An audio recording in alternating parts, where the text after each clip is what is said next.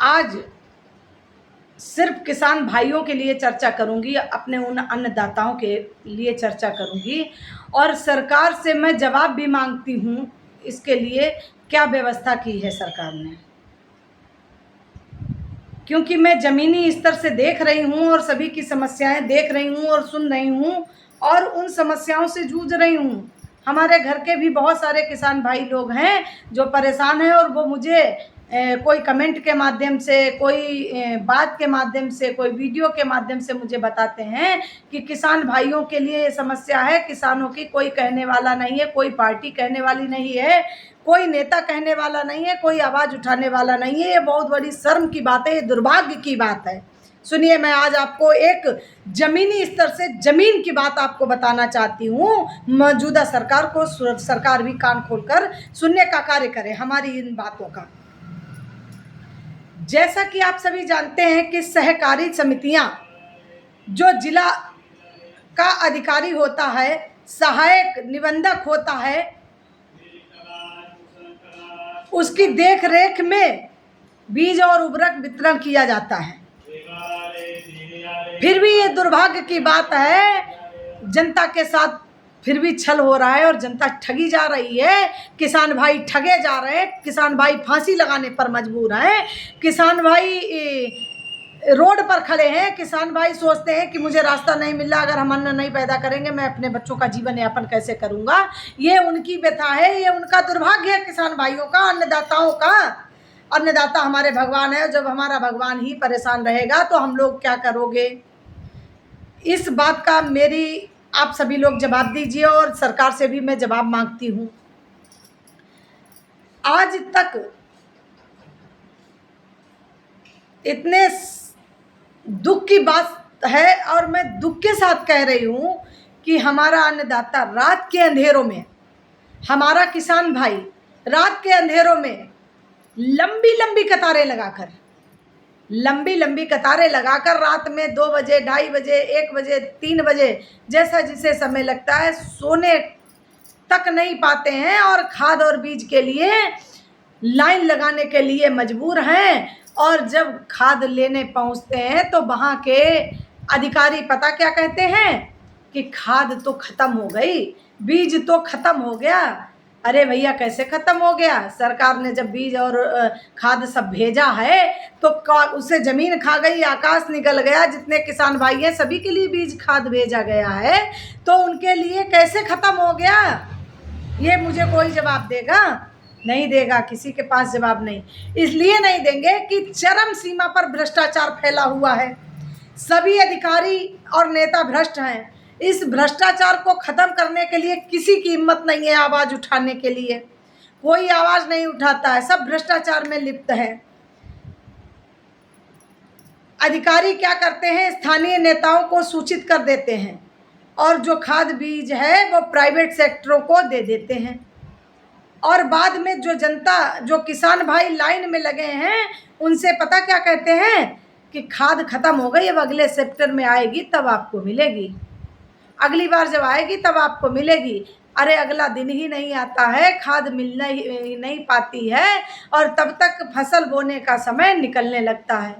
तब किसान भाई मजबूर होकर पता क्या करते हैं, प्राइवेट सेक्टर से महंगे दामों में खरीदने पर खाद और बीज मजबूर हैं।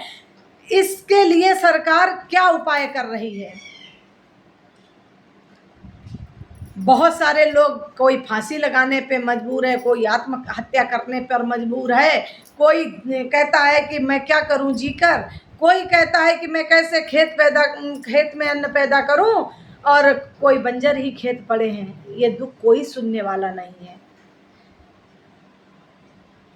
ऐसा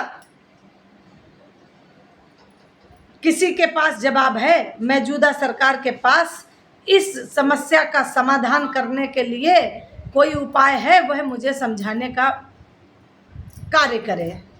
सरकार बताए कि हमारे किसान भाइयों को कब राहत मिलेगी, कब इस समस्या से समाधान निकलेगा। जो अधिकारी नेताओं को सरकार दंडित करने का कार्य करेगी और किसान भाइयों को और अन्नदाताओं को सही उचित मूल्य दर पर उन्हें खाद और बीज मिलने का प्रावधान शुरू होगा।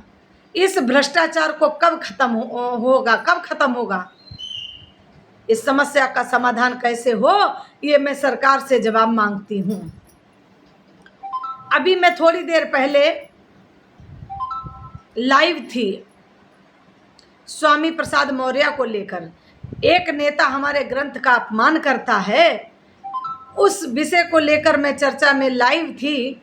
हमारे लाइव पेटल पे हमारे साथ हमारे मित्र जुड़े हुए हैं, लल्लन भाई, उन्होंने मुझे कमेंट किया है, यूरिया खाद नहीं मिल रहा है, फसलें बर्बाद हो रही हैं। बताओ, मैं आत्महत्या करने पर मजबूर हूँ। मैं किस सरकार से कहूँ, किस नेता से कहूँ कि मुझे उचित दरों पर खाद मिले, और खाद नहीं मिल रही है।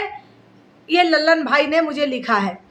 दूसरा कमेंट मुझे आया है, मैं दिखा रही हूँ आपको, कमेंट दिखाने का प्रयास करूंगी।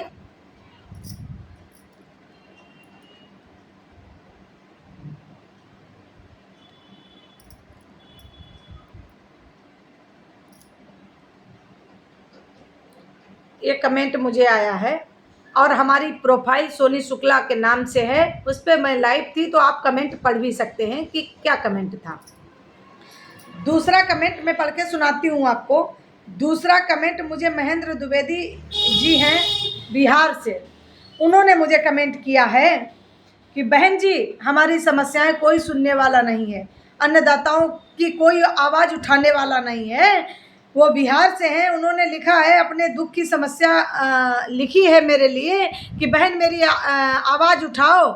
किसान भाई फांसी लगाने पर मजबूर हैं, उन्हें खाद नहीं मिल रही है, बीज नहीं मिल रहा है, लोग महंगे दामों पर बीज लेने पर मजबूर हैं, खाद लेने पर मजबूर हैं। मैं क्या करूं? मैं कैसे अपने बच्चों का जीवन यापन करूंगा, और कैसे मैं उनको भोजन कराऊंगा, मैं कैसे उन्हें खाना खिलाऊंगी? अगर जब अन्न ही नहीं पैदा होगा तो मैं खाना कैसे खिलाऊंगा? कैसे मैं अपने परिवार का भरण पोषण करूंगा? मैं ये किसके सामने ये अपनी बात कहूं जाकर? लोग, किसान अन्नदाता भाई सब फांसी लगाने पे मजबूर हैं, ऐसा ये बिहार से उन्होंने कमेंट किया है। इसी तरीके से कई लोगों ने मुझे उत्तर प्रदेश से कमेंट किया है। हमारे शाहजहांपुर से, डिस्ट्रिक्ट शाहजहांपुर से मुझे कमेंट आया, मुझे मिला, मुझे बताया कि यहाँ यूरिया नहीं मिल रही, यहाँ खाद नहीं मिल रही, यहाँ बीज नहीं मिल रहा है, यहाँ बहुत समस्या है। हम लोग रात में 12 बजे से लाइन में लग जाते हैं, फिर भी जब लाइन पहुंचती है कुछ लोगों को दे देते हैं, कुछ लोगों को बाद में कह देते हैं ख़त्म हो गया है, अगली बार आएगा तब मिलेगा। तो बताओ, इस समस्या का समाधान कैसे हो? ये क्या समस्या का समाधान सरकार के पास कुछ है? ये मैं सरकार से जवाब मांगती हूँ। माननीय योगी जी से ये कहना चाहती हूँ कि ऐसे भ्रष्ट अधिकारी और भ्रष्ट स्थानीय नेताओं के खिलाफ कार्रवाई करने की मैं मांग करती हूँ। हमारे अन्नदाता को मैं नमस्कार करती हूँ, हमारे अन्नदाता भगवान को मैं नमस्कार करती हूँ, मैं अपने किसान भाइयों को नमस्कार करती हूँ, अपने साथियों को नमस्कार करती हूँ, और मैं उनकी आवाज़ उठाने का कार्य करती हूँ, और जीवन भर ऐसे ही आवाज़ उठाती रहूँगी। हर गलत बात का विरोध करूँगी, और जो जनप्रतिनिधि गलत कार्य करेंगे उन जनप्रतिनिधियों के खिलाफ मैं मोर्चा खोलकर उनके खिलाफ आंदोलन करने का कार्य करूँगी। ऐसा मैंने दृढ़ संकल्प लिया है, ऐसा मैं कार्य कर रही हूँ। जनहित सर्व समाज सेवा समिति राष्ट्रीय अध्यक्ष सोनी शुक्ला क्रांति, लखनऊ उत्तर प्रदेश से हूँ मैं, और मैं मौजूदा सरकार से ये अपील करती हूँ कि उनके पास मेरी इन बातों का क्या जवाब है, वो मुझे जवाब देने का प्रयास करें, और इसके लिए क्या विकल्प है, इस समस्या का समाधान कैसे हो, ये सरकार से मैं मांग करती हूँ। जय हिंद, जय भारत, भारत माता की जय।